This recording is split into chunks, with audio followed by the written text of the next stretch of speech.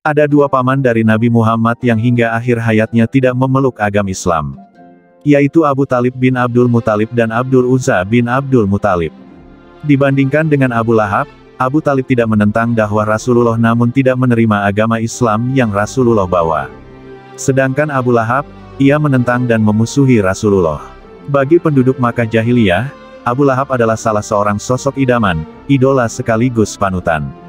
Ia memiliki segalanya, harta hasil bisnisnya melimpah dan kedudukannya terhormat. Ia terlahir dari kalangan nasab leluhur pilihan. Selain pembisnis ulung, pemimpin idaman, Abu Lahab juga dikenal luas bergaul. Namun, semua itu tiada artinya tanpa keimanan. Allah hinakan dia dengan mencatatnya sebagai seorang yang celaka, dan dibaca oleh manusia hingga hari kiamat dalam surah Al-Masad. Dalam Quran Surat Al-Lahab, Allah berfirman, tidaklah berguna baginya hartanya dan apa yang dia usahakan. Quran Surat Al-Lahab ayat 2. Nama lengkap dari Abu Lahab ialah Abdul Uzza bin Abu Muthalib. Namun mengapa ia dikenal dengan nama Abu Lahab? Hal ini karena kekafirannya, yang kemudian Allah mengkekalkan nama Abu Lahab untuknya. Lahab sendiri berarti api, yaitu karena ketika marah, rona wajah Abu Lahab berubah menjadi merah layaknya api.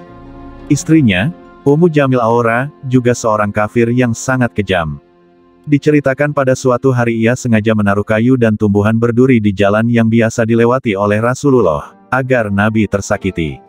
Keburukan di dalam keluarga Abu Lahab pun sampai pula ke anak-anaknya. Suatu hari, Abu Lahab menyuruh dan mengancam kepada dua orang anaknya yang menikah dengan puteri baginda Rasulullah, untuk menceraikan istri-istrinya. Salah seorang anak beliau yang bernama Utaibah pun akhirnya datang ke rumah Nabi untuk menceraikan anak beliau, Ummu Kulsum, dan ia juga meludahi wajah Nabi. Namun malang, karena kemudian Allah binasakan Utaibah dengan meninggal diterkam singa. Sedangkan Abu Lahab meninggal 7 hari setelah Perang Badar. Ia menderita bisul-bisul di sekitar tubuh, 3 hari mayatnya terlantar, dan tak seorang pun yang mau mendekati bangkai kafir itu. Karena malu, keluarganya lantas menggali lubang kemudian mendorong tubuh Abu Lahab dengan kayu panjang hingga masuk ke lubang itu, kemudian mereka lempari makamnya dengan batu hingga jasadnya tertimbun. Ia pun mati dengan seburuk-buruknya kematian.